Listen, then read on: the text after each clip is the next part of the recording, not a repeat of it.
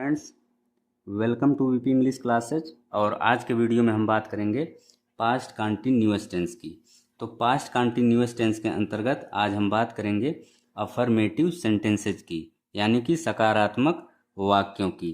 तो सबसे पहले हम अफर्मेटिव सेंटेंसेज के स्ट्रक्चर के बारे में जानते हैं। फ्रेंड्स, अफर्मेटिव सेंटेंसेज में सबसे पहले आता है सब्जेक्ट, फिर सब्जेक्ट के नंबर और पर्सन के अनुसार वाज या वेयर में से कोई एक आता है, फिर आती है मेन वर्ब की फोर्थ फॉर्म, इसके बाद आता है ऑब्जेक्ट, ऑब्जेक्ट के बाद हम लगाते हैं फुल स्टॉप। तो मेन वर्ब की फोर्थ फॉर्म कैसे बनती है? मेन वर्ब के फर्स्ट फॉर्म के अंत में आईएनजी जोड़ने पर मेन वर्ब की फोर्थ फॉर्म बनती है। तो ये हो गया अफर्मेटिव सेंटेंसेज का स्ट्रक्चर। अब हम अफर्मेटिव सेंटेंसेज को बनाने के रूल्स की बात करेंगे। तो रूल नंबर फर्स्ट के अनुसार यदि सब्जेक्ट सिंगुलर नंबर हो, यानी कर्ता एक वचन हो, या फिर सब्जेक्ट के रूप में ही, सी, इट, आई में से कोई एक आए, तो सब्जेक्ट के साथ हम वाज का प्रयोग करते हैं। रूल नंबर 2 के अनुसार यदि सब्जेक्ट प्लूरल नंबर हो, यानी कर्ता बहुवचन हो, या फिर सब्जेक्ट के रूप में यू, वी, दे में से कोई एक आए, तो सब्जेक्ट के साथ हम वेयर का प्रयोग करते हैं। तो ये हो गया अफर्मेटिव सेंटेंसेस को बनाने संबंधी रूल्स। अब हम बात करते हैं एग्जाम्पल्स की। तो अफर्मेटिव सेंटेंसेस के एग्जाम्पल्स के अंतर्गत सबसे पहले हम बात करेंगे एग्जाम्पल नंबर 1 की। एग्जाम्पल नंबर 1 के अनुसार वह बाजार जा रहा था। तो इस सेंटेंस में सब्जेक्ट क्या है? वह है, यानी ही है। ही कैसा सब्जेक्ट है? ही जो है third person singular number subject है, तो इसलिए ही के साथ वाज का प्रयोग होगा। अब हम मेन वर्ब खोजेंगे। मेन वर्ब यहाँ पे है जाना। जाना की इंग्लिश गो, जो कि फर्स्ट फॉर्म है। गो के अंत में हमने आईएनजी लगा दिया, तो ये हो गया गोइंग, जो कि हो गया मेन वर्ब का फोर्थ फॉर्म। तो इस तरह से हमारा सेंटेंस हो गया ही वाज गोइंग, वह जा रहा था। प्रश्न उठता है वह कहाँ जा रहा था? तो आंसर मिला बाजार, यानी टू मार्केट। तो यहाँ पे मार्केट सबसे लास्ट में आया है, तो इसलिए मार्केट यहाँ पे क्या है? ऑब्जेक्ट है, और अंत में हम फुल स्टॉप लगा देंगे। तो इस तरह से हमारा पूरा सेंटेंस हो जाएगा he was going to market, वह बाजार जा रहा था। अब हम बात करेंगे एग्जाम्पल नंबर 2 की। राम एक पत्र लिख रहा था। तो इस सेंटेंस में राम क्या है? राम सब्जेक्ट है। कौन सा सब्जेक्ट है? सिंगुलर नंबर सब्जेक्ट है। इसके साथ ही राम प्रॉपर नाउन है। तो चूंकि राम सिंगुलर नंबर सब्जेक्ट है, तो राम के साथ वाज का प्रयोग होगा। अब हम सेंटेंस में मेन वर्ब खोजेंगे। मेन वर्ब है यहाँ पे लिखना। लिखना की इंग्लिश राइट होती है, जो कि फर्स्ट फॉर्म होती है। तो फर्स्ट फॉर्म के अंत में हम आईएनजी जोड़ देंगे, तो ये हो गया राइटिंग। तो इस तरह से सेंटेंस हो गया राम वाज राइटिंग, राम लिख रहा था। अब प्रश्न उठता है राम क्या लिख रहा था? तो आंसर मिला ए लेटर, यानी एक पत्र लिख रहा था। तो यहाँ पे ए लेटर सबसे लास्ट में आया है। इसी तरह से अब हम बात करेंगे एग्जाम्पल नंबर 3 की। मैं एक किताब पढ़ रहा था। तो इस सेंटेंस में हम देख रहे हैं सब्जेक्ट के रूप में क्या आया है? मैं, यानी कि आई आया है। तो आई कैसा सब्जेक्ट है?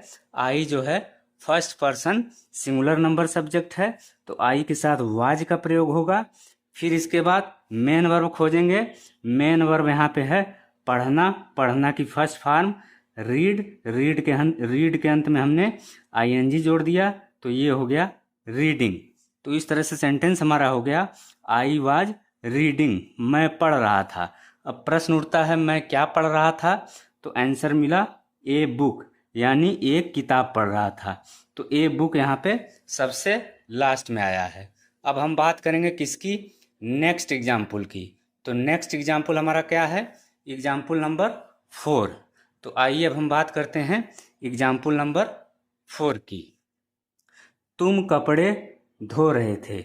इस सेंटेंस में हम देख रहे हैं सब्जेक्ट क्या है? तुम है, यानी यू है। यू कौन सा सब्जेक्ट है? You second person singular number subject है, लेकिन जो है you second person plural number subject भी हो सकता है। दोनों ही कंडीशन में यू के साथ वेयर का प्रयोग होगा। तो इस तरह से यू के साथ यहाँ पे वेयर का प्रयोग होगा। इसके बाद मेन वर्ब खोजेंगे। मेन वर्ब यहाँ पे है धोना।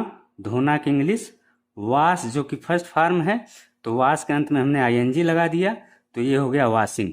तो इस तरह से सेंटेंस हमारा हो गया यू वेयर वॉशिंग, तुम धो रहे थे। प्रश्न उठता है तुम क्या धो रहे थे, तो आंसर मिला क्लोथेस यानी क्लोथ्स, तुम कपड़े धो रहे थे। तो क्लोथ्स यहाँ पे क्या है, ऑब्जेक्ट है जो कि सबसे लास्ट में आया है। अब हम बात करेंगे एग्जाम्पल नंबर 5 की। वे क्रिकेट खेल रहे थे। तो इस सेंटेंस में सब्जेक्ट हमारा क्या है, वे है यानी कि दे है। दे कैसा सब्जेक्ट है, दे है third person plural number subject, तो इसलिए दे के साथ वेयर का प्रयोग होगा। अब हम मेन वर्ब खोजेंगे। मेन वर्ब है यहाँ पे खेलना। खेलना की फर्स्ट फॉर्म प्ले, आईएनजी लगा देने पर यह हो गया प्लेइंग। तो इस तरह से सेंटेंस हो गया दे वेयर प्लेइंग, वे खेल रहे थे। प्रश्न उठता है वे क्या खेल रहे थे, तो आंसर मिला क्रिकेट यानी क्रिकेट खेल रहे थे। तो क्रिकेट यहाँ पे सबसे लास्ट में आया है, इसलिए क्रिकेट यहाँ पे क्या है, ऑब्जेक्ट है। अब हम बात करेंगे किसकी, नेक्स्ट एग्जाम्पल की। तो नेक्स्ट एग्जाम्पल हमारा क्या है फ्रेंड्स, एग्जाम्पल नंबर 6। हम ऑफिस जा रहे थे। तो यहाँ पे सब्जेक्ट के रूप में क्या आया है, हम आया है यानी वी है। वी कैसा सब्जेक्ट है, वी है first person plural number subject, इसलिए वी के साथ वेयर का प्रयोग होगा। और मेन वर्ब हम खोजेंगे। मेन वर्ब है यहाँ पे जाना। जाना का हो जाएगा गो, तो ये हो गया गोइंग। तो इस तरह से हमारा सेंटेंस हो गया वी वेयर गोइंग, हम जा रहे थे। प्रश्न उठता है हम कहाँ जा रहे थे, तो आंसर मिला टू ऑफिस यानी ऑफिस जा रहे थे। तो ऑफिस यहाँ पे सबसे लास्ट में आया है, इसलिए ऑफिस क्या है, ऑब्जेक्ट है। इसी तरह से हम बात करेंगे लास्ट एग्जाम्पल की। वर्षा हो रही थी। इस सेंटेंस में हम देख रहे हैं कि हमको सब्जेक्ट नज़र नहीं आ रहा है, यानी यहाँ पे कर्ता नज़र नहीं आ रहा है। तो ऐसे सेंटेंस में जहाँ पे कर्ता या सब्जेक्ट नज़र न आए, हम क्या करेंगे, ईट को ही सब्जेक्ट मान लेंगे। तो यहाँ पे ईट क्या हो गया, सब्जेक्ट हो गया। ईट कैसा सब्जेक्ट है, ईट जो है सिंगुलर नंबर सब्जेक्ट है, तो इसलिए ईट के साथ यहाँ पे वाज का प्रयोग होगा। तो अब हम मेन वर्ब खोजेंगे। मेन वर्ब यहाँ पे क्या है, वर्षा होना या बारिश होना। तो वर्षा होना का रेन होता है, आईएनजी लगा दिए तो ये हो गया रेनिंग। इस तरह से हमारा सेंटेंस हो गया इट वाज रेनिंग, वर्षा हो रही थी। तो फ्रेंड्स ये था आज का वीडियो। अगर वीडियो आपको अच्छा लगे तो वीडियो को लाइक करें, शेयर करें, साथ ही चैनल सब्सक्राइब करना न भूलें।